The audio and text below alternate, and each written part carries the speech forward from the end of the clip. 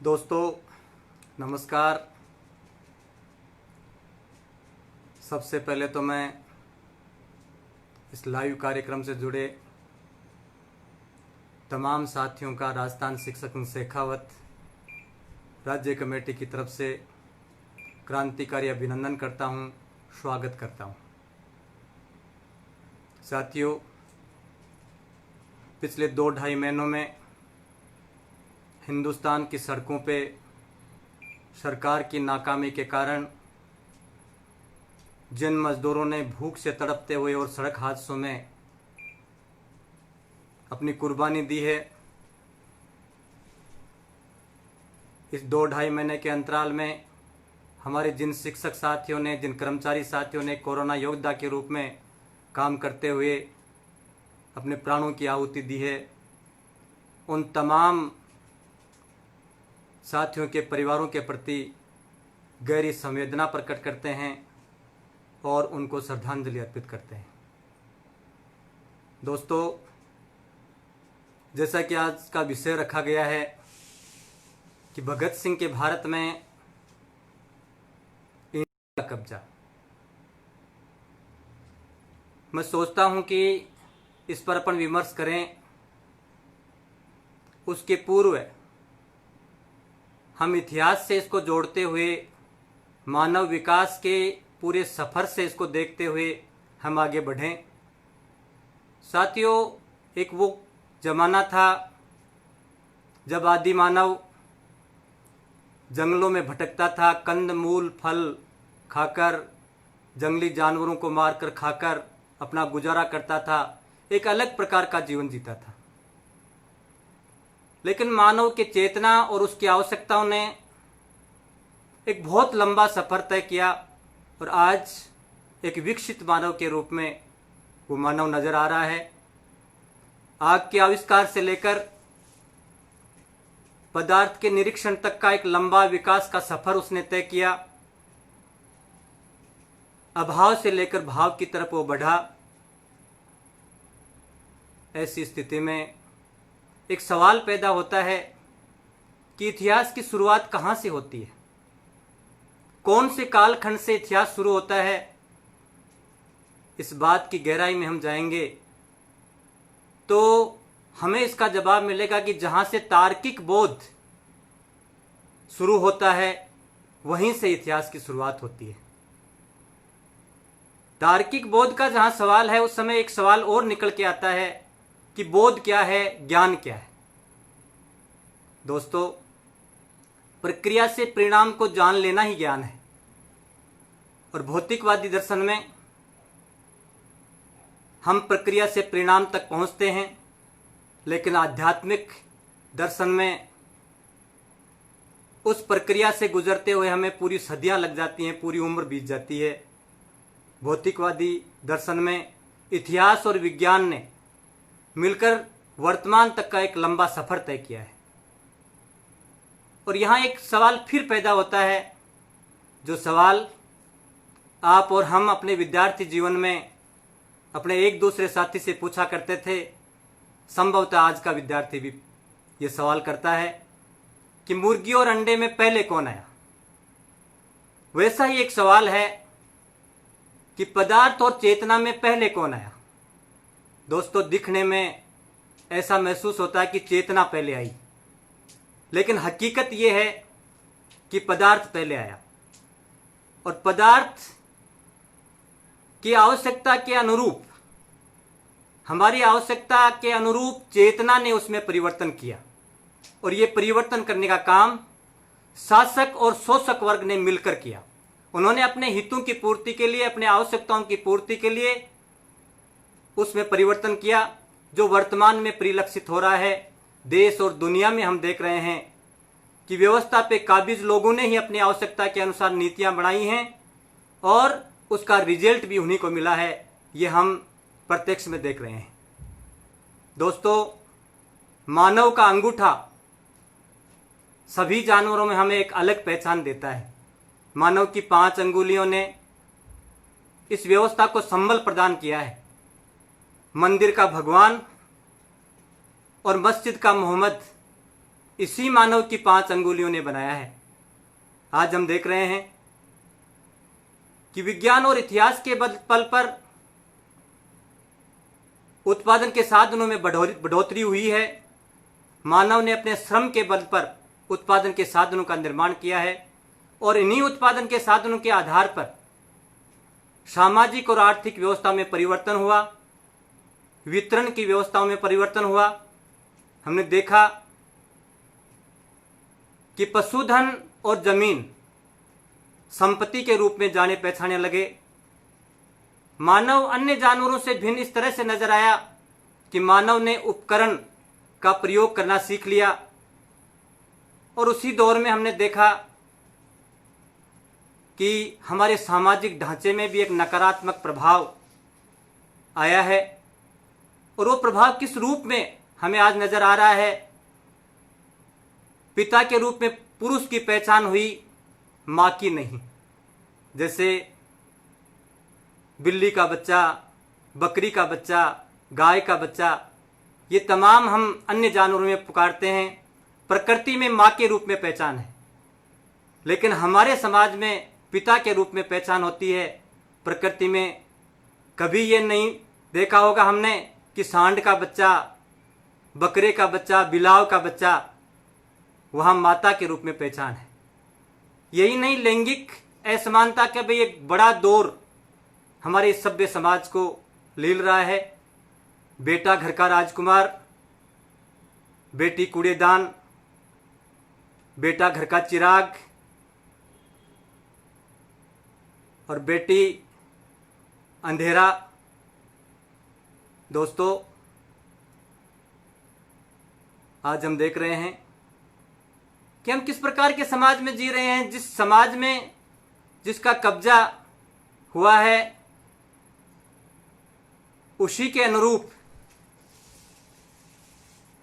हमने महसूस किया है। जितनी भी गालियां बनी हैं वो तमाम महिलाओं के नाम पे बनी हैं, पुरुष के नाम पे एक भी गाली नहीं बनी है। जितने भी चुटकुले बने हैं वो तमाम पुरुष के नाम नहीं बने हैं, तमाम महिलाओं के नाम बने हैं। इसलिए ऐसे हालात में हमने इतिहास और मानव विकास से जोड़ते हुए वर्तमान तक के सफर को पूरा किया है और इतिहास और वर्तमान से भविष्य का निर्माण होता है। दोस्तों, हमने देखा कि अंग्रेजों के उस दौर में, अंग्रेजों की दास्ता के उस काल में शिक्षक की एक बड़ी भूमिका रही है। और आज एक बार फिर एक वो समय आ गया है जिसमें शिक्षक की भूमिका को रेखांकित किया जाना जरूरी है, क्योंकि देश और दुनिया में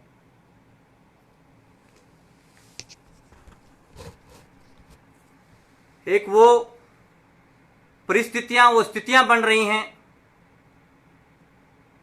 जिनमें हमने महसूस किया है कि अंग्रेजों का समय फिर आ गया है।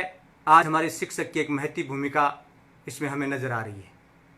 दोस्तों, शहीद भगत सिंह ने अपनी मौत के पहले कहा था कि मेरी मौत देश और दुनिया को स्वाधीनता और समाजवाद का रास्ता दिखाएगी। शहीद भगत सिंह ने जेल की काल कोठरियों में अपनी आत्मकथा में लिखा है कि हम ऐसी आज़ादी नहीं चाहते जिसमें देश की सत्ता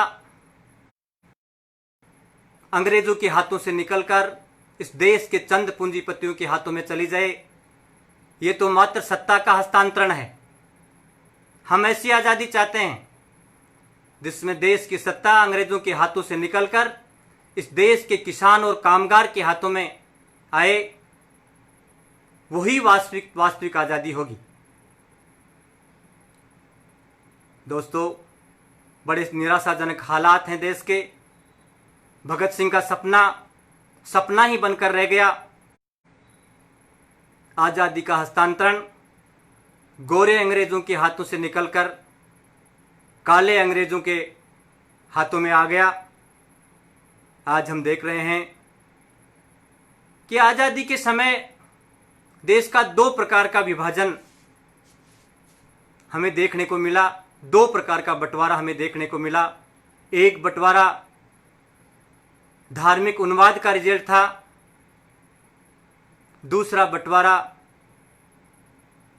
व्यवस्था के सवाल को लेकर था। एक बंटवारा हिंदुस्तान और पाकिस्तान के रूप में हमें देखने को मिला,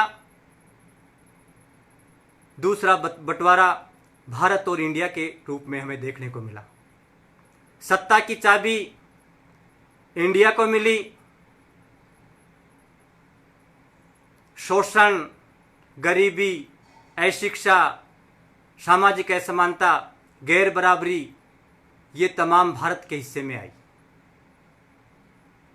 जो ही सत्ता इंडिया के लोगों को मिली, भारत की जनता ने ये महसूस किया कि अब स्वराज आ गया है, ये लोग हमारी बेहतरी के लिए काम करेंगे।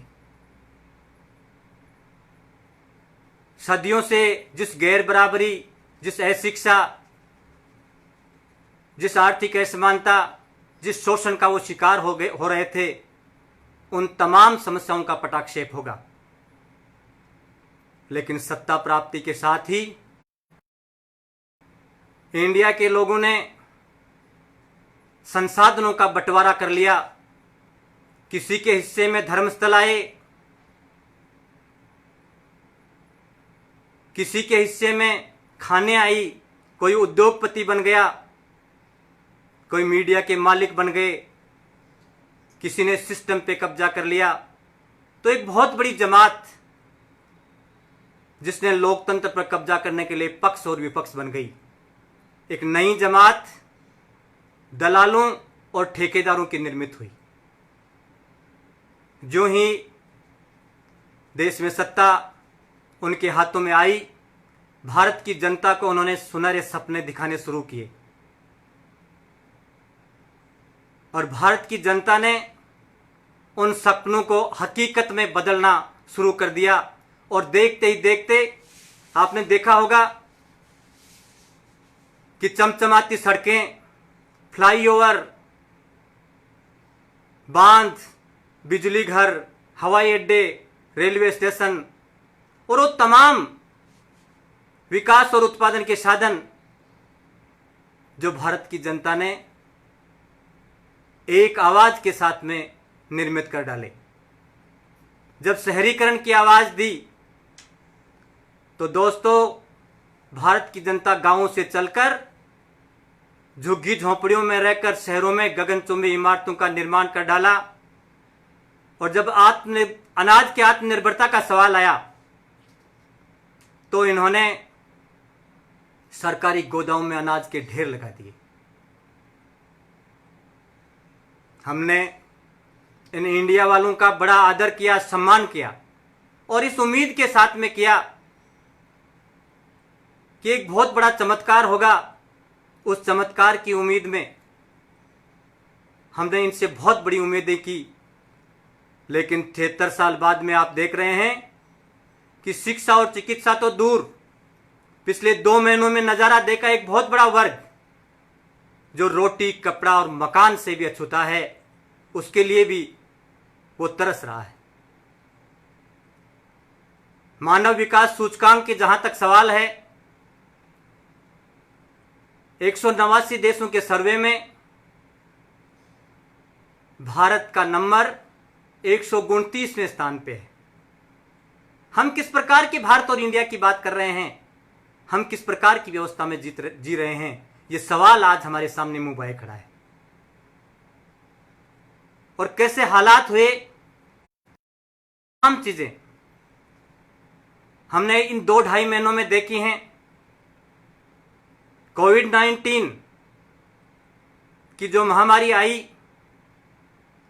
उसमें हमारे आकाओं की भी पोल खोली और जब जो हम विश्व की बड़ी महाशक्ति बनने का दावा कर रहे थे, जो देश के हालात आज हमारे सामने आए, वो निश्चित रूप से हमें झकझोर रहे हैं।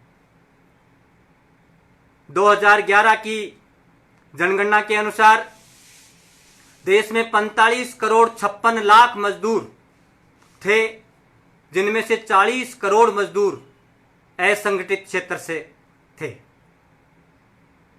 दोस्तों, इसको कैमरा ठीक कर। दोस्तों, हमने देखा कि इस 2-2.5 महीने में उस मजदूर की क्या हालत हुई, कैसे कैसे नज़ारे हमें देखने को मिले, किस प्रकार के मंजर हमें देखने को मिले। इस देश के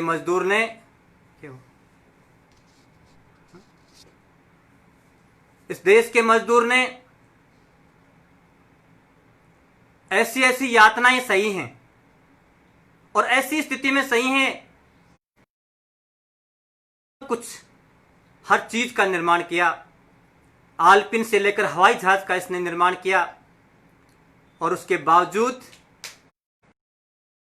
महसूस किया कि हजारों हवाई जहाज हवाई अड्डों पे लैंड कर रही थी, हजारों रेलगाड़ियां रेलवे स्टेशनों पे खड़ी थी, लाखों बसें बस डिपो में खड़ी थी, लेकिन हिंदुस्तान का मजदूर किस हालत में हिंदुस्तान की सड़कों की लंबाई के हजारों किलोमीटर की यात्रा पैदल, रिक्शा या ट्राई साइकिल से करने के लिए मजबूर हो रहा था। दोस्तों, बड़ी अफसोस है कि जहां हम देख रहे हैं कि हिंदुस्तान के बंटवारे के समय भी इतना बड़ा पलायन हमें देखने को नहीं मिला, हमारे पुरखों को देखने को नहीं मिला। हमने महसूस किया, हमने वो नज़ारे देखे जहां अपने बूढ़े पिता को कंधे पे बिठा के, पीठ पे बिठा के, अपनी बूढ़ी मां को साइकिल पे बिठा के हजारों किलोमीटर का सफर वो मजदूर तय कर रहा है। अपने गोद में लिए हुए बच्चों को लेकर कुचेली गठरी रख के वो मजदूर, वो महिला जो जननी के रूप में भारत माता का नजारा हमें देखने को मिला। दोस्तों, ये तमाम स्थितियां हमें बाध्य कर रही हैं कि हम किस प्रकार की आज़ादी, किस प्रकार के लोकतंत्र में जी रहे हैं। यहां ये व्यवस्था का सवाल पैदा होता है कि आखिर क्यों? क्या वो देश का मजदूर इस लोकतंत्र का भागीदारी नहीं? क्या इस देश के विकास में उसका योगदान नहीं? आज वो बेगाना हो गया है। विश्व बैंक और सीडीएस के आंकड़े बताते हैं कि भारत में 5 से 6 करोड़ प्रवासी मजदूर हैं, माइग्रेंट लेबर हैं।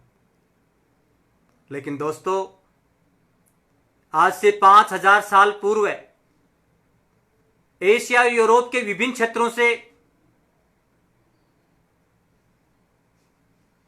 ऐसे लोग भारत में आए। शक, कुषाण, होन, मंगोल, गुर्जर, आर्य, तुर्क, तमाम जातियां यहां आई, भारत में समाहित हो गई। भारत की संस्कृति को उन्होंने अपनाया और भारत में आत्मसात हो गए। लेकिन 73 साल की आजादी के पश्चात इस देश में, इस देश के निर्माण में जिसके पुरखों का योगदान रहा है, जिस मजदूर का योगदान रहा है, आज हम उसको माइग्रेट लेबर कह रहे हैं। ये उसकी बहुत बड़ी तौहीन है। ये लेबर याचक नहीं है। इसके साथ में की गई जाति हिंदुस्तान के साथ में जाती है। इसका अपमान हिंदुस्तान के साथ, हिंदुस्तान का अपमान है। हमने देखा कि जब मजदूर सड़कों पे जा रहा था, पुलिस या जुल्म उस पर डंडा बरसा रहे थे, और जब उनसे बचते हुए उसने रेल की पटरियों का मार्ग चुना तो रेल की पटरियों ने भी उसको राहत प्रदान नहीं की, और औरंगाबाद में 16 मजदूरों को मौत की नींद सुला दिया।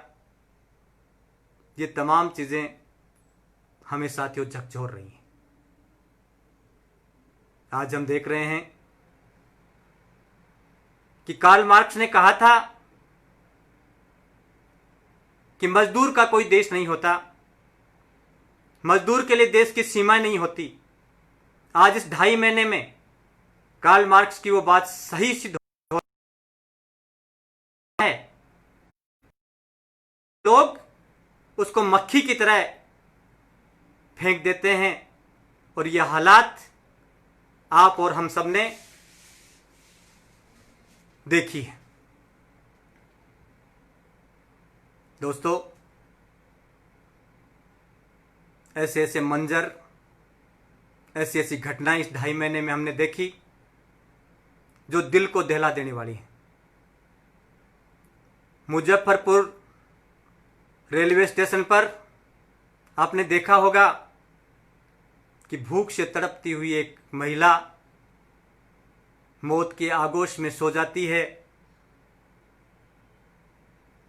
और उसके शरीर पर पड़ी हुई कंबल से उसका 1.5 साल का बच्चा खेल रहा है। उसको यह एहसास ही नहीं कि मेरी माँ अब कभी भी मेरे को बेटा कह के नहीं पुकारेगी। मेरी माँ की सांसें रुक गई हैं, मेरी माँ इस दुनिया में नहीं रही। लेकिन संवेदनहीन सरकारों ने किस प्रकार की व्यवस्थाएं की, वो हमारे सबके सामने है। दोस्तों, एक वीर बेटी की घटना भी आपने देखी होगी। गुरुग्राम से लेकर दरभंगा तक का 1200 किलोमीटर का सफर 13 साल की एक बेटी ने इस लॉकडाउन के दौरान अपने बूढ़े पिता को बैठाकर पूरा किया।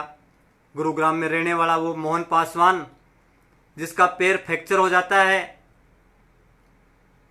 और जब लॉकडाउन में घर जाने की बात आती है तो ट्रक वाले ने 6,000 रुपया किराया मांगा। उसकी जेब में पैसे नहीं थे, और ऐसे हालात में बेटी ने 1,000 रुपये में साइकिल खरीदी, और ज्योति ने अपने पिता मोहन पासवान को उस पिछली सीट पे बिठाकर दरभंगा तक का 1200 किलोमीटर का सफर तय किया। अंबाला से पीलीभीत जाने वाला मजदूर रामरतन, जिसका 4 वर्षीय बेटा रास्ते में खत्म हो जाता है, अपने बेटे की डेड बॉडी को कंधे पर रखकर तेज गति से पैदल चलता हुआ रामरतन सैकड़ों किलोमीटर दूर अपने घर पहुंचता है। इस डर के मारे पहुंचता है कि पुलिस रोक लेगी, बेटे का पोस्टमार्टम करेंगे और 14 दिन तक मेरे को क्वारंटाइन किया जाएगा। दोस्तों, दिल्ली में रहने वाला वो राम पुकार पंडित, जिसके घर में 8 साल बाद में बच्चे की किलकारी सुनाई दी थी, लेकिन 8 माह बाद में ही वो बेटा नींद की आगोश में सो गया। पत्नी घर में अकेली थी, उसको संभालने वाला कोई नहीं था। एक तरफ बेगूसराय में उसकी पत्नी बेसुध पड़ी है, दूसरी तरफ दिल्ली की सड़कों पर राम पुकार बिलखता हुआ फूट फूट कर रो रहा है, प्रशासन से अपने गांव जाने की गुहार कर रहा है। यही नहीं दोस्तों, ऐसी घटना भी हमें देखने को मिली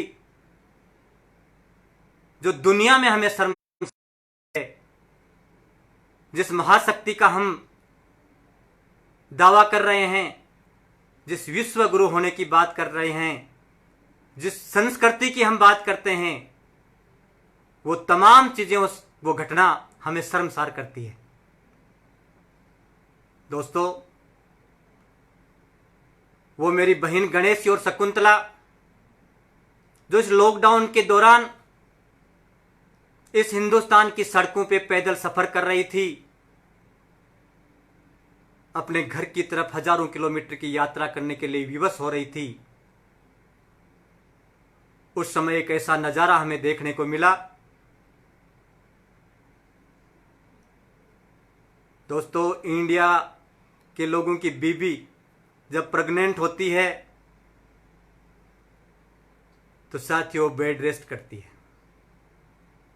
और जब प्रसव पीड़ा होती है, लेबर पेन होता है उसके, तो किसी अच्छे हॉस्पिटल में उसको एडमिट किया जाता है। कोई अच्छा डॉक्टर उसकी डिलीवरी करवाता है।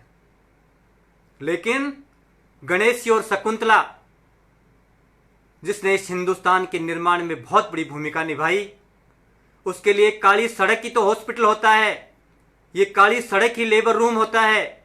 उसका पति डॉक्टर होता है, खुद नर्स बनके अपने बेटे का नाड़ काटती है, और सड़क पर बिखरा हुआ वो खून हमारी सभ्य समाज को झकझोर रहा है कि हम किस जमाने में जी रहे हैं। 73 साल बाद में ये हालात आज इस देश में हमें देखने को मिल रहे हैं। इससे बड़ी शर्म की बात हमारे लिए तो कम से कम और हो नहीं सकती। और यही नहीं, 2 घंटे बाद में वो दोनों बहनें अपने लाडले को चिथड़े में पलेटकर, आंचल में छुपाकर अपने सफर को तय करने के लिए पैदल ही रवाना होती हैं। हम किस इंडिया और भारत की बात करते हैं? दोस्तों, इनके साथ ही ऐसी घटनाएं भी हमने देखी हैं जिन घटनाओं में हमें कुछ अच्छा एहसास हुआ है, कुछ अच्छे संकेत मिले हैं। हमारी संस्कृति, ऐसा महसूस हो रहा है कि हमारी संस्कृति लौट के आई है।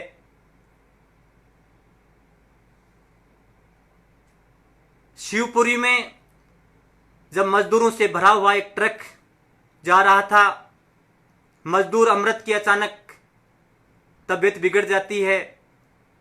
कोरोना के भय से ड्राइवर ने उसको वहीं उतार दिया। लेकिन दोस्तों, उसका दोस्त याकूब उसके साथ उतरता है।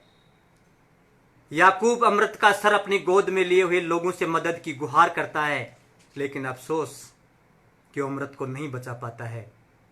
याकूब फूट फूट के रो रहा है। यही नहीं, अपने ही राज्य में जोधपुर के क्वारंटाइन सेंटर पर गहूर अहमद नाम का 40 वर्षीय विकलांग युवक की दोस्ती 28 वर्षीय अनिरुद्ध झारे से होती है। 14 दिन बाद में जब क्वारंटाइन सेंटर से उनको छुट्टी मिलती है और गयूर अहमद अपनी ट्राई साइकिल निकालकर अपने घर के लिए रवाना होता है, तो साथियों अनिरुद्ध झा उसके पीछे पीछे चलता है। वो अपने दोस्त को अकेला नहीं जाने देता है। गयूर अहमद के मना करने के बाद में भी 350 किलोमीटर का सफर, मुजफ्फरपुर तक का सफर 5 दिन और 5 रात ट्राईसाइकिल के पीछे पैदल चलता हुआ उसके घर तक छोड़ आता है। साथियों, ये दृश्य हमारे उन राजनेताओं के धार्मिक उन्माद, जो धर्म और जाति और संप्रदाय और गोत्र के नाम पर राजनीति करते हैं, जो समाज में नफरत पैदा करते हैं, उनके ऊपर एक करारा तमाचा है। वो हमें सोचने के लिए बाध्य करते हैं कि आज भी हमारे में भाईचारा है, लेकिन वोटों के भूखे भेड़िए हमारे भाईचारे को तोड़ने का काम करते हैं। इसलिए कुछ अच्छे संकेत भी इस दौर में हमें देखने को मिले। दोस्तों, आज भारत की जनता को तय करना है कि हम किस दौर में और किस हालात में जी रहे हैं। कौटिल्य ने अपने अर्थशास्त्र में लिखा है कि युद्ध और महामारी राजा के लिए फायदे का सौदा होता है। उसका डर दिखाकर वो जनता में भय पैदा करता है, बड़े टैक्स लगाता है, टैक्स का बड़े हिस्से से अपना खजाना भरता है और बाकी अपने खुशामदगारों में बांट देता है। और ये प्रत्यक्ष में हमने देखा है। इस महामारी का भय दिखाकर ये राज सत्ता भी नहीं चूकी है। राज सत्ता ने हमारे वेतन को स्थगित किया है, हमारे डीए को फ्रीज किया है और जनता पे अनेक टैक्स लगाए हैं। इसलिए आज हमें ये तमाम चीजें सोचने के लिए बाध्य कर रही हैं।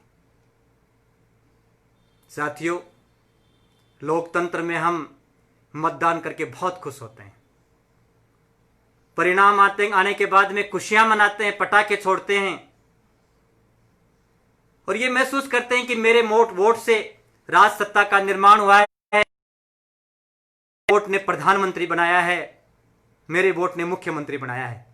लेकिन दोस्तों, हकीकत में यह हमारी बहुत बड़ी भूल है, क्योंकि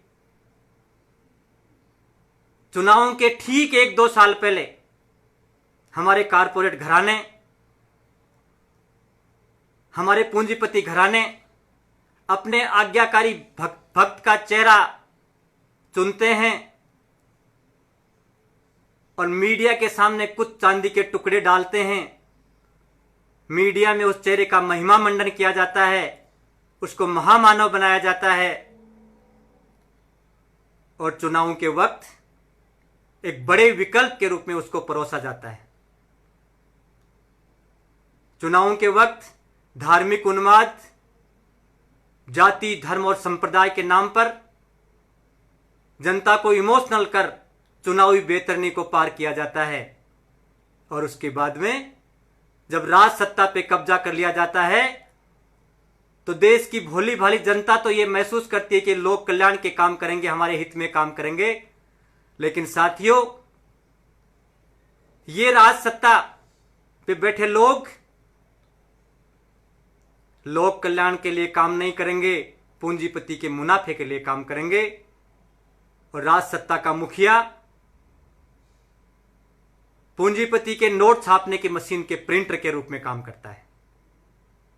इसलिए बड़ी पैनी नजर से, बड़ी पैनी समझ से हमें इन तमाम चीजों को समझने की आवश्यकता है, इस पे मंथन करने की आवश्यकता है। अन्यथा तो साथियों, हमें इतिहास माफ नहीं करेगा और हमें वहीं ला पटकेगा जहां से हमने शुरुआत की थी। आज आपने देखा होगा कि इस देश के 1% लोगों के पास में 300 लाख करोड़ रुपए की संपत्ति है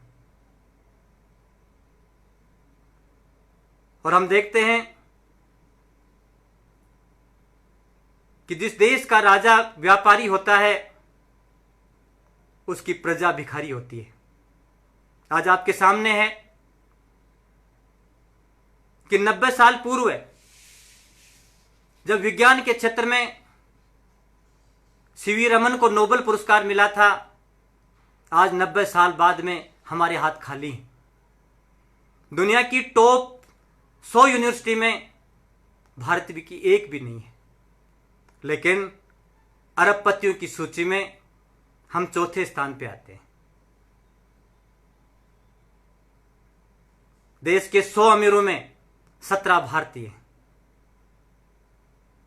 लेकिन आज जो राज सत्ता का चरित्र हमारे सामने है वो मुनाफा कमाना ही इनका एकमात्र उद्देश्य रह गया है।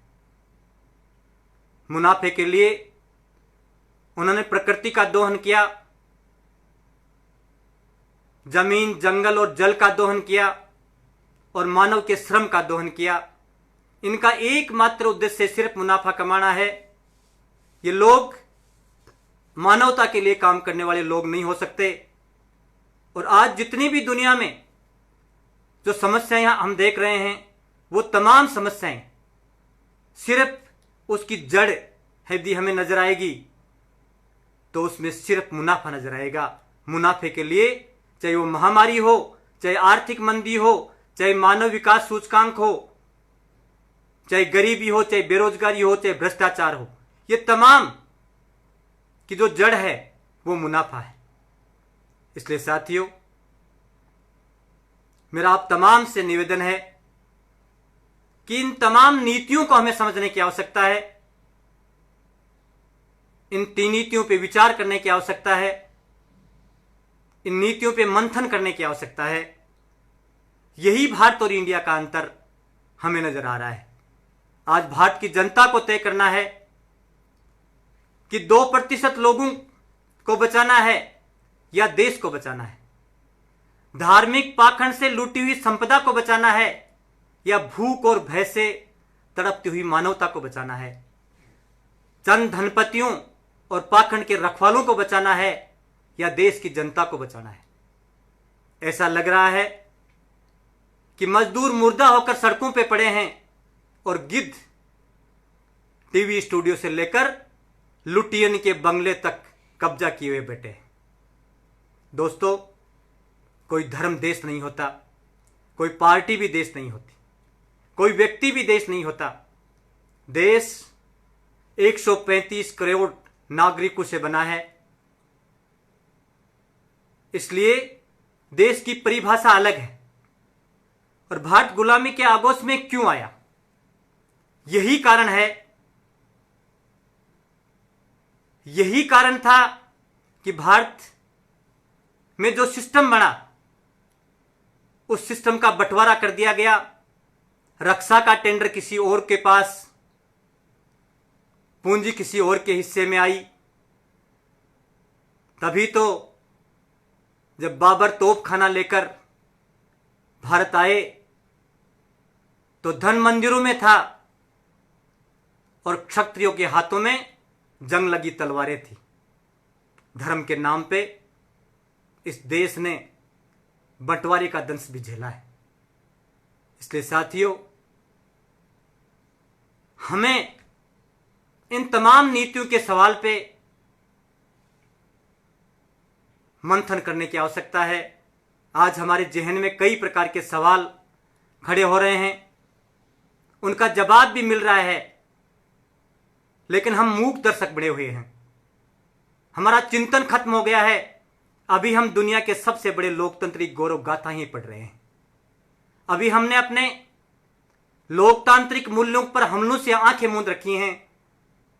अभी हमने अपने न्याय व्यवस्था के पतन का अंदाजा नहीं किया है।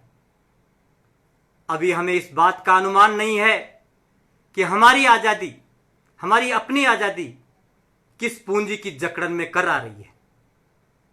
अभी हमें यह भी याद नहीं कि आज हम जिस स्वतंत्रता के गीत गा रहे हैं वो कुर्बानियों से हासिल हुई थी। अभी दम सिर्फ मजदूर का घुट रहा है। मॉब लॉन्चिंग सिर्फ दलित की हो रही है, अल्पसंख्यक की हो रही है। अभी जेल में वे हैं जो असहमत हैं। अभी हमें लोकतंत्र का गला घोंटे जाने की साजिश का एहसास नहीं हो रहा है। अभी किसान और मजदूर का खून और पसीना केवल टीवी चैनल की खबरों के रूप में हम देख रहे हैं।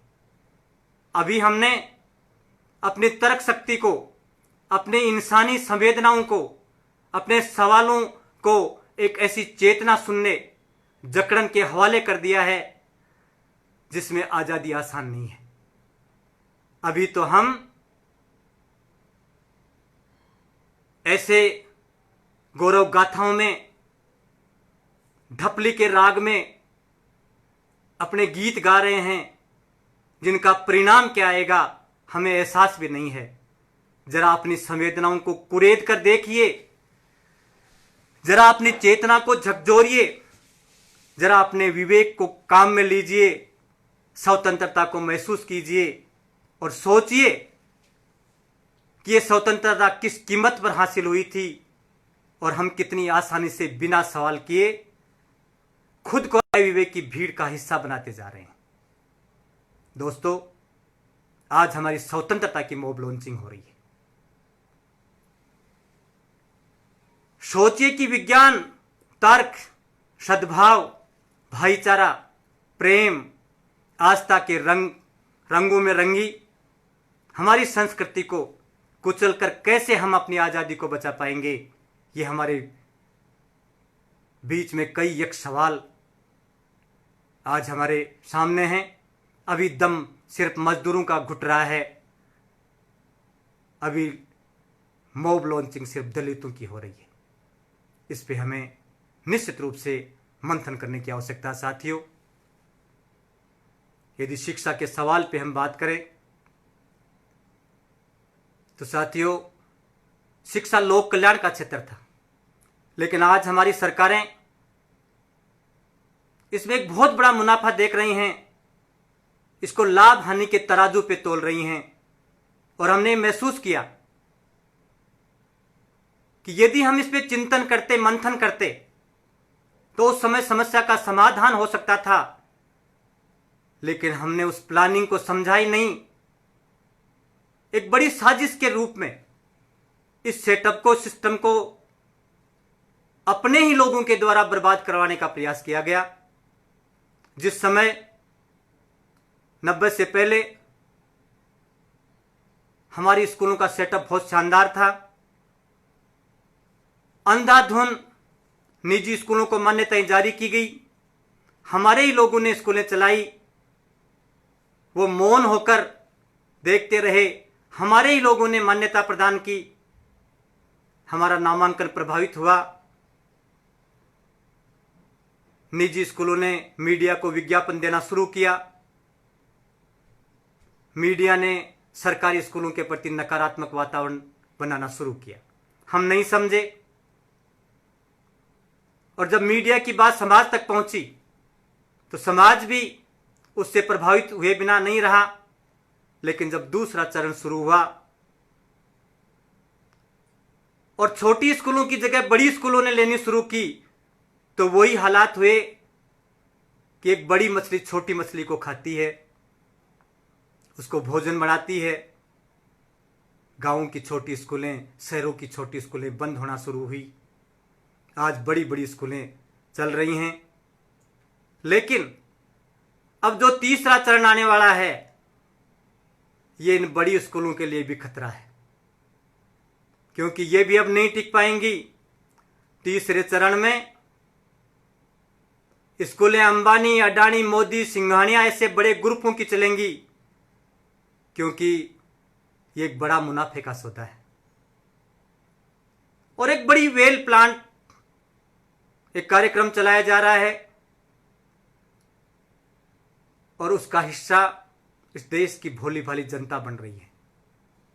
और जब इस पूरे सिस्टम पे इस बड़े घरानों का कब्जा हो जाएगा, उस दिन साथियों हालात आपके सामने हैं। उस दिन शिक्षा एक रिचार्ज कंपनी बन के रह जाएगी। जिस तरह से हम टीवी का, मोबाइल का रिचार्ज करवाते हैं, हमारी जेब में जितना पैसा होता है उतने रुपए का रिचार्ज होता है, उतने समय का रिचार्ज होता है। जिसकी जेब में जितना पैसा होगा वो उतने पैसे का रिचार्ज कराएगा, उस प्रकार की शिक्षा लेगा। और जिसके जेब में पैसे नहीं होंगे, वो भेड़ बकरियां चराने के लिए विवश हो जाएगा। एक वही समय फिर आने वाला है। इसके ऊपर हमें चिंतन करने की आवश्यकता है दोस्तों, उसके ऊपर हमें मंथन करने की आवश्यकता है। आज हम देख रहे हैं कि मधुशालाएं खोली जा रही हैं, लेकिन स्कूलों में प्रयोगशालाएं नहीं खोली जा रही हैं। किताबें नहीं, टैंक खरीदे जा रहे हैं। मानव का स्तर कार खरीदने से नहीं बढ़ता, किताब पढ़ने से बनता है। हमें विज्ञापन की जरूरत नहीं, विज्ञान की जरूरत है। तो साथियों, हम देख रहे हैं हमारी शिक्षा भी इस साजिश का शिकार बनती जा रही है। हमारी सरकारें डिजिटल इंडिया की बात करती हैं, लेकिन हम देख रहे हैं कि 37% स्कूलों में बिजली के कनेक्शन नहीं है, कंप्यूटर शिक्षक नहीं हैं। हम किस डिजिटल इंडिया की बात करते हैं? इस पॉलिटिक्स को हमें समझने की आवश्यकता है, क्योंकि साथियों शिक्षा एक राजनीतिक सवाल है। शिक्षा पर हर वक्त राज्य ने राजनीति की है। डेमोक्रेटिक स्टेट है तो डेमोक्रेटिक एजुकेशन भी हो, लेकिन आज देश में रिसर्च फेलोशिप के नाम पे मात्र 99 करोड़ रुपए खर्च किए जाते हैं, लेकिन हमारे पीएम साहब की हवाई यात्रा पर 250 करोड़ रुपए खर्च किए जाते हैं। इस गणित को हमें समझने की आवश्यकता है। साथियों, इस सिस्टम को एक बड़ी साजिश के तहत बर्बाद किया गया। हमें गैर शैक्षणिक कार्यों में झोंका गया। हमारे शिक्षक का अधिकांश समय गैर शैक्षणिक कार्यों में बीता। समाज में एक नकारात्मक माहौल बना और आपने देखा होगा कि एक बड़ी बीमारी बीएलओ की, जो चुनाव से संबंधित कार्य एडिशनल कार्य हो सकता है। हम कहते हैं कि आरटी में जो नॉर्म्स हैं, चुनाव, जनगणना और प्राकृतिक आपदा के समय हमारा शिक्षक पूरी ईमानदारी के साथ में काम करने के लिए तैयार है, लेकिन वर्ष पर्यंत चलने वाली वो खुजली जिसने शिक्षा की कड़ी को सबसे कमजोर किया है, इससे पीछा छूटना बहुत जरूरी है। क्योंकि साथियों, इस गैर शैक्षणिक कार्यों ने समाज में एक उपेक्षा का माहौल पैदा किया है। हमारे पास में जो बच्चा आता है वो किस परिवेश का आता है, ये पता है हमें कि या तो हमारे पास में अभाव में आता है या प्रभाव में आता है। लेकिन जिस प्रकार से मीडिया ने एक बड़ी प्लानिंग से हमारे शिक्षक के प्रभाव को कम करने का काम किया, उससे भी हमारा नामांकन प्रभावित हुआ। साथियों, इन तमाम साजिशों को आज हमें देखने की आवश्यकता है, समझने की आवश्यकता है। हम देखते हैं आज कि भारत के मंदिरों में 300 टन सोना है। भारत के धार्मिक स्थलों में 300 टन सोना है। और यदि सरकार की इच्छा शक्ति हो तो इस 300 टन सोने से इस देश में शानदार स्कूलों और अस्पतालों का निर्माण किया जा सकता है, जो इस महामारी में आपने महसूस किया है कि इस महामारी के दौर में सबसे ज्यादा जनता की सेवा में ये के लोग थे। इसलिए इस सिस्टम को समझने की आवश्यकता है। दोस्तों, क्यूबा के राष्ट्रपति फिदेल कास्त्रो ने जब पूरी व्यवस्था उसके खिलाफ खड़ी थी और जज ने जब उसको सुनने का मौका दिया, तो साथियों उसके अंतिम शब्द थे कि इतिहास एक दिन मेरे को सही सिद्ध करेगा, और ये हुआ भी। इसलिए यदि हमारा आत्मबल मजबूत है, हम इस सिस्टम को समझते हैं, हमें नीतियों की पहचान है, तो निश्चित रूप से हमें भीड़ का हिस्सा नहीं बनना चाहिए। हम इस भीड़ से अलग होकर समाज में एक अलग प्रकार की भूमिका निभाएं, क्योंकि भगत सिंह ने कहा था कि जेल और थाने संघर्षशील लोगों के, क्रांतिकारियों के धर्मस्थल होते हैं। और उन्होंने ये भी कहा था कि जब तक मानवता पे जुल्म होंगे, जब तक गरीब के साथ अन्याय होगा, हमारा संघर्ष खत्म नहीं होगा। और भगत सिंह का जो संघर्ष था वो हमें एक मैसेज दे रहा है, हमें एक मजबूती प्रदान कर रहा है। और सवाल भगत सिंह ही नहीं, बाबा साहब अंबेडकर, जिन्होंने इस देश में एक इस प्रकार की बुनियाद रख दी जिस पर आप और हम उस बुनियाद पर खड़े रहकर आज बोल रहे हैं, लिख रहे हैं, एक इस प्रकार का इतिहास का उन लोगों ने निर्माण किया। इसलिए मेरा तो आप तमाम लोगों से एक ही निवेदन है कि हमें इस राज सत्ता की नीतियों को समझना है। ये सरकारें अपनी नहीं हो सकती, ये सरकारें एक वर्ग विशेष की सरकारें हैं जो हमारे में फूट पैदा करने का काम करती हैं, हमें लड़ाने का काम करती हैं, धर्म और जाति के नाम पर, गोत्र और क्षेत्र के नाम पर हमारी ताकत को कमजोर कर रही हैं। इस बात को हमें बारीकी से समझने की आवश्यकता है, क्योंकि देश और दुनिया का पूंजीपति अपने हकों के लिए एक है, अपने हितों के लिए एक है।